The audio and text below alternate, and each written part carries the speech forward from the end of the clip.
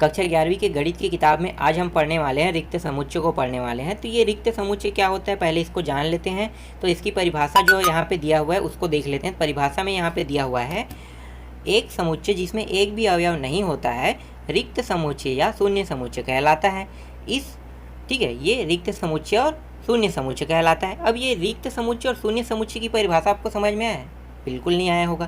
क्यों? क्योंकि यहाँ पे अवयव क्या है, वो है क्या, समझ में नहीं आ रहा है, माइंड में बैठ नहीं रहा है। तो इसको आप कैसे समझोगे? तो इसको आप इस तरह से समझ सकते हो, जिसका कोई अर्थ ना बने ना, वही रिक्त समुच्चय है। सीधी सी बात, जिसका कोई भी अर्थ ना बने वो क्या कहलाएगा, रिक्त समुच्चय कहलाएगा। जैसे कि एग्जाम्पल में देखो, यहाँ पे कह रहा है कि b बराबर x अनुपात x वर्तमान में कक्षा 10वीं तथा कक्षा 11वीं दोनों में पढ़ रहा है। तो पॉसिबल है क्या, एक ही साल आप दोनों कक्षा में पढ़ सकते हैं? 10वीं में भी पढ़ सकते हैं, 11वीं में भी पढ़ सकते हो? पॉसिबल ही नहीं है।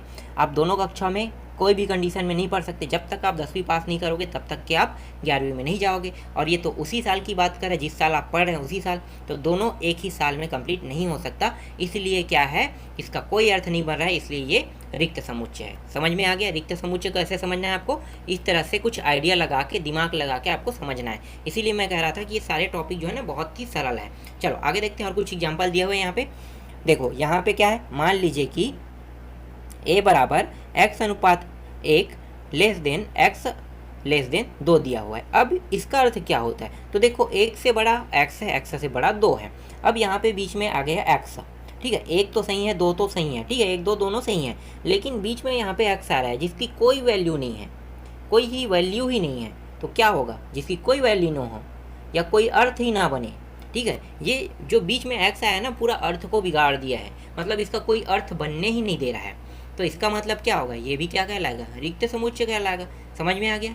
ये भी क्या कहलाएगा, रिक्त समुच्चय कहलाएगा। चलो आगे देखते हैं, और कुछ एग्जाम्पल है इसमें। देखो b बराबर x अनुपात x स्क्वायर माइनस 2 बराबर 0 दिया हुआ है, ठीक है। इसको देख लेते हैं। अब यहाँ पे देखते हैं कि ये रिक्त समुच्चय है कि नहीं। तो पहले इसको हल करना पड़ेगा। तो x स्क्वायर माइनस 2 बराबर 0 को हल करते हैं। तो यहाँ पे जो 2 है वो उस साइड जाके क्या हो जाएगा, माइनस से प्लस हो जाएगा, और यहाँ पे बचेगा क्या, x का वर्ग बचेगा। अब x से वर्ग हटाएंगे तो अंडर रूट लग जाएगा 2 के ऊपर।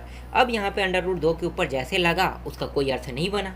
अब जब इसका अर्थ नहीं बनेगा तो ये भी क्या होगा भाई, रिक्त समुच्चय होगा, क्योंकि अंडर रूट 2 जो है वो अपरिमेय संख्या है, परिमेय नहीं है, अपरिमेय संख्या है। और अपरिमेय संख्या जो है वो कोई अर्थ नहीं बनाता है। तो जब कोई अर्थ नहीं बनाता है तो ये क्या होगा, रिक्त समुच्चय होगा। समझ में आ गया? चलो आगे देखते हैं। इसके बाद देखो तीसरा प्रश्न क्या है, x अनुपात x संख्या 2 से अधिक एक सम अभाज्य संख्या है। तो क्या 2 से अधिक सम अभाज्य संख्या हो सकता है? बिल्कुल नहीं। 2 से अधिक तो सबके सब भाज्य संख्या है ना। 4 जो है वो भी भाग जा सकता है, 6 भी भाग जा सकता है, 8 भी जा। देखो सम संख्या की बात करें, 2 4 6 8 10 12 14 जितने भी जा रहा है आगे बढ़ते जाएगा, ये सब के सब क्या है, सम संख्या है। तो यहाँ पे 2 के अलावा सब संख्या भाग जा सकता है, लेकिन 2 भाग नहीं जा सकता है, ठीक है। तो यहाँ पे क्या है, 2 जब भाग नहीं जा सकता है, इसका मतलब ये है कि ये भी क्या है, ये भी एक रिक्त समुच्चय है। समझ में आ गया? चलो आगे देखते हैं, यहाँ भी कोई अर्थ नहीं बना।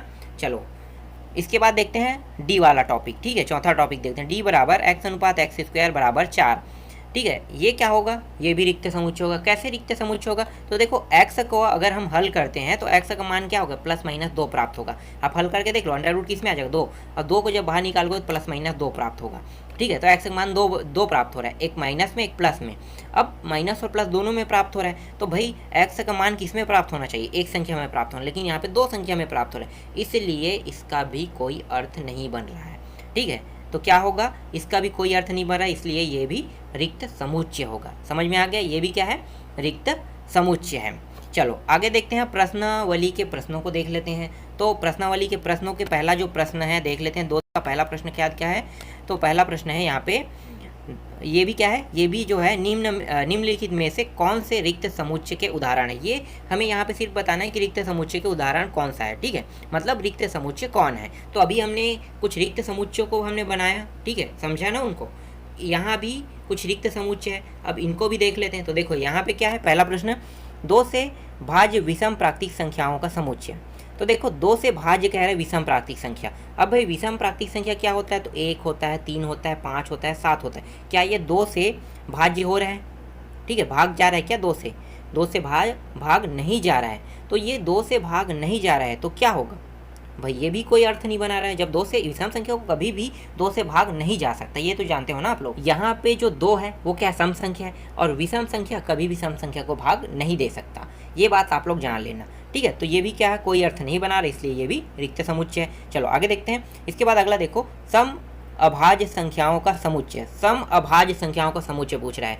यहाँ पे कितने सम अभाज्य संख्या बताना है ये पूछ रहा है क्या, या बता रहा है क्या, नहीं ना। तो हमें सिर्फ सम अभाज्य संख्या बताना, तो एकमात्र 2 बस जो है वो सम अभाज्य संख्या है, और ये कथन को सत्य कर रहा है। अगर ये कथन सत्य हो रहा है तो मतलब ये कथन सत्य हो रहा है, इसका मतलब इसका अर्थ बन रहा है, अर्थ बन रहा है, तो ये रिक्त समुच्चय नहीं हो सकता। समझ में आ गया, जिसका अर्थ बनेगा वो रिक्त समुच्चय नहीं होगा, जिसका अर्थ नहीं बनेगा वो रिक्त समुच्चय होगा। तो इसका अर्थ बन रहा है, इसलिए ये क्या है, ये जो है वो रिक्त समुच्चय नहीं है। चलो आगे देखते हैं। इसके बाद क्या है, x अनुपात x एक प्राकृतिक संख्या है, x से बड़ा 5 और साथ ही साथ x से छोटा 7।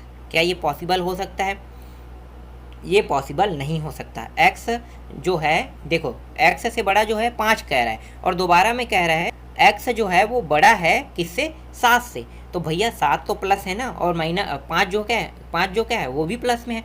5 और 7 में अगर देखो तो जब एक बार x जो है वो 5 जो है वो x से बड़ा हो रहा है, तो दूसरी बार x कैसे बड़ा हो सकता है, ध्यान देना। यहाँ पे देखो क्या कहा है, x लिखा हुआ है, x से बड़ा 5 कह रहा है, और देखो साथ ही साथ x बड़ा है 7 से, तो कैसे हो सकता है, पॉसिबल ही नहीं है कि एक बार x बड़ा हो रहा है और एक बार संख्या बड़ा हो रहा है, तो दोनों पॉसिबल ही नहीं हो सकता। इसीलिए ये भी क्या होगा, रिक्त समुच्चय होगा। समझ में आ रहा है, ये क्या होगा, रिक्त समुच्चय होगा। चलो आगे देखते हैं। इसके बाद देखो, y अनुपात y किन्हीं भी 2 समांतर रेखाओं का उभयनिष्ठ बिंदु है। क्या ये पॉसिबल है, हो ही नहीं सकता। देखो समांतर रेखा क्या होता है, नीचे में देखो 2 लाइन है, यहाँ पे आप देख सकते हो, तो 2 लाइन ये समांतर रेखा है। समांतर रेखा में कभी भी कोई भी रेखा एक दूसरे को प्रतिच्छेद नहीं करती, जैसे जा रहा है वैसे ही जाते रहेगा, अनंत तक के जाते रहेगा, ठीक है, अनंत तक के जाते रहेगा, तो कहीं पे भी ये टच नहीं करेगा। इसलिए ये भी क्या है, ये भी कथन गलत है, मतलब ये भी क्या है, रिक्त समुच्चय है। ठीक है, समझ में आ रहा है, रिक्त समुच्चय जिसका कोई अर्थ न हो, जो कथन गलत हो, उसे हम रिक्त समुच्चय कहते हैं। तो रिक्त समुच्चय आपको समझ में आ गया। बाकी जो टॉपिक है उसके प्रश्नावली और एग्जाम्पल के साथ मैं नेक्स्ट वीडियो में आपको समझाऊंगा।